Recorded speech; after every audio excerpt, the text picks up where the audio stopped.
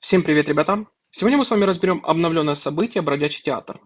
Оно уже появилось пару месяцев назад, но, как я и обещал, если в нем произойдут серьезные изменения, мы обязательно вернемся к этой теме. Я специально не стал выпускать ролик сразу после обновления вчера.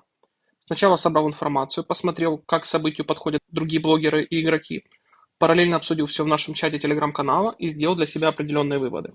Сегодня хочу поделиться ими с вами. В этом видео мы подробно разберем новый ассортимент магазина, а если сегодня все пойдет по плану, то позже выйдет еще один ролик, уже по питомцам. Сегодня хочу использовать свои накопленные метки, поэтому будет много практики для вас. Чтобы ролик не получился слишком затянутым, часть моментов я буду ускорять в ролике с метками. Если вам нравятся такие подробные разборы, обязательно поддержите видео лайком. Давайте наберем оперативно 100 лайков, это станет отличной мотивацией, как можно быстрее сегодня выпустить следующий ролик с питомцами для вас. Ну а сейчас устраивайтесь поудобнее, берите чай или кофе, или что-нибудь вкусное, и давайте начинать.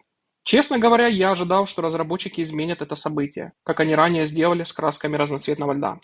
И если смотреть с позитивной стороны, а я стараюсь найти позитивный момент, то ассортимент магазинов меняется, а значит, игра не становится однообразной, и каждый раз приходится заново думать, какие награды действительно выгодно забирать. Например, в красках разноцветного льда многие брали шестеренки и кристалл огня в первом событии, а материалы для питомцев уже во втором. В прошлом бродячем театре основными ценными наградами были чертежи талисманов и проектные планы. Сейчас магазин изменился, поэтому давайте посмотрим, насколько он стал выгоднее. Но перед этим коротко вспомним механику события.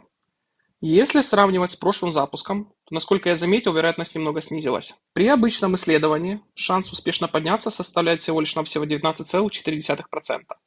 Подняться сразу на 2 этажа 0,59, а сразу на 3 всего лишь навсего 1,1. При этом вероятность упасть вниз около 80%. Именно поэтому я вчера пытался просчитать разные варианты с помощью теории вероятности. Рассматривал, например, использование защищенного исследования на втором этаже с дальнейшим переходом на обычное. Но, честно говорю, строить стратегию вокруг вероятности 20% мне не хочется. Каждый может выбрать свою тактику, но важно понимать реальные цифры. По сути, шанс подняться на один этаж примерно 1 к 5. А если ваша цель добраться до 4 или 5 этажа, исключительно за счет обычного исследования, вероятность становится крайне низкой. По моим расчетам, подняться до 5 этажа без использования защищенного исследования – это примерно около 1%. Если кому-то интересны сами расчеты, я оставлю их в комментариях под видео или в Телеграме. Сможете посмотреть подробнее. Что касается моей стратегии, она практически не изменилась. Я по-прежнему буду использовать защищенное исследование и постепенно продвигаться вверх, особенно если на нужном этаже будут печати эксперта. Если немного повезет, можно попасть сразу с 4 этажа на 6. Кстати, перед записью этого ролика именно так у меня и произошло. Выше 5 этажа лично я подниматься не планирую. В моем случае на 5 и 6 этажах находятся обычные печати эксперта, а именно они сейчас являются для меня главным приоритетом. Касательно доната, то этот момент мы уже обсуждали в предыдущем ролике. Что касается игроков без доната, то за время события можно будет получать 130 талисманов льда бесплатно. Те, кто будет совмещать ежедневные покупки за $1 с текущим меню, смогут дополнительно еще получить 120 талисманов. У меня с прошлого события осталось 15 талисманов, поэтому я планирую в течение 3 дней брать пакет за $5, что в сумме мне составит 240 талисманов. Таким образом, мой общий запас составит 240 талисманов за покупку 3 пакетов за $5, 130 талисманов за бесплатные награды события, 120 талисманов за ежедневные покупки и 15 талисманов – это остаток с прошлого события. Итого 505 талисманов. Этого достаточно, чтобы дойти до отметки в 500 использованных талисманов и получить промежуточные награды. В результате мои общие затраты на донат составят $18. Ребята, касательно тактики прохождения этажей, то для меня она остается неизменной. Как и раньше, я буду использовать только защищенное исследование. Лично для себя я не вижу смысла подниматься выше 5 этажа. С учетом моего доната $18 это, на мой взгляд, наиболее выгодная стратегия. При этом всегда остается небольшой шанс подняться выше. Как я говорил уже ранее, если я нахожусь на 4 этаже, то могу попасть не только на 5, но сразу на 6 либо даже 7 этаж. Испытывать удачу, рассчитывая на обычное исследование, шансом успеха в 20% я не хочу. Тем более в защищенном исследовании вероятность продвижения выше, около 30%, как вы сейчас видите на экране. Если стартовать с 4 этажа, шанс попасть на 5 составляет примерно 24%, на 6 около 5%, а на 7 примерно 0,1%. Вероятность небольшая, но, как видите, это действительно работает. Если вы играете без доната, то тоже есть неплохой вариант. За время события можно накопить примерно 130 талисманов, которых вполне достаточно, чтобы спокойно добраться до 5 этажа, используя защищенное исследование. Есть альтернативная стратегия – использовать первое защищенное исследование за 5 талисманов, затем пройти обычное исследование и попытаться поймать удачу, после чего снова воспользоваться защищенным исследованием. Такой вариант тоже имеет право на жизнь. Но, честно говоря, судя по отзывам в нашем телеграм-канале, большинство игроков этим событием не очень довольны именно из-за низких шансов. Поэтому лично я все-таки рекомендую использовать защищенное исследование. Вчера я специально просчитывал разные варианты через теорию вероятности и пришел к выводу, что надеяться исключительно на удачу здесь не стоит. Но, как всегда, выбор остается за вами. Теперь давайте перейдем к ассортименту магазина. Главное изменение этого сезона – это обычные печати эксперта и материалы для развития экспертов. Часть наград осталась с прошлого события, но именно печати, на мой взгляд, стали самым ценным приобретением. Я бы рекомендовал в первую очередь обратить внимание именно на них. Совсем недавно в игре появился новый эксперт – Гаррет.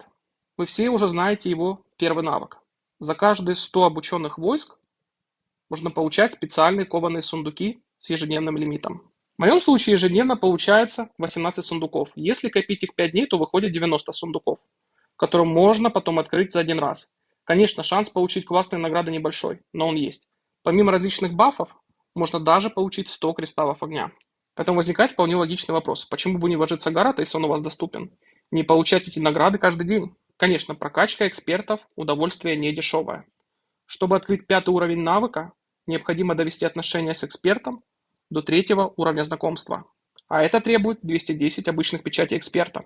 Именно поэтому я считаю, что текущее событие – отличная возможность запастись этими печатями. Лично я именно так и поступлю. Гаррет у меня уже частично прокачан, поэтому сейчас буду собирать печати уже для других экспертов. Кстати, ближе к концу недели планирую выпустить отдельный ролик, где подробно разберем каждого эксперта и обсудим, кого действительно стоит улучшать в первую очередь. Если же печати эксперта вам сейчас не нужны, то хорошей альтернативой в данном магазине будут чертежи талисмана. Также можно на ежедневной основе покупать ящики с материалами снаряжения губернатора. Еще один достойный вариант – это проектные планы. А вот брать шестеренки, либо ящики удачи со снаряжением героя, я бы не советовал. Лично для меня они сейчас выглядят значительно менее выгодными. И кристаллы огня я бы тоже советовал вам пропускать. Что касается меня, то мой приоритет выглядит следующим образом.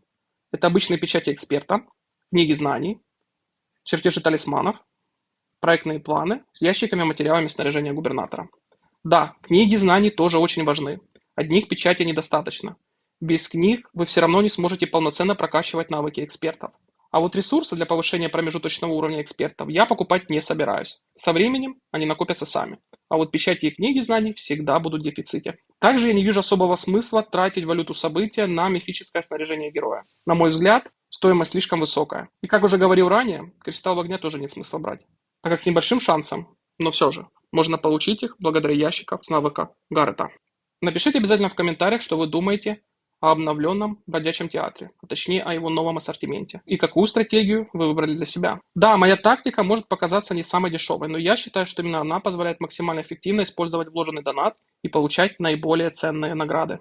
Что касается выбора наград по этажам, то тут все просто. Если на 4-м или 5-м этаже будут печати эксперта, я забираю именно их. Если же печати не окажется, то тогда заберу звездные чудо-монеты и уже через магазин буду обменивать их на печати эксперта или книги знаний. Очень надеюсь, что разработчики продолжат менять ассортимент этого события каждый сезон. Мне кажется, это действительно интересное решение. Например, магазин разноцветного льда появился одновременно с выходом войск 12 уровня. Позже были изменения под питомцев, а теперь после появления Гаррета в магазине появились печати эксперта.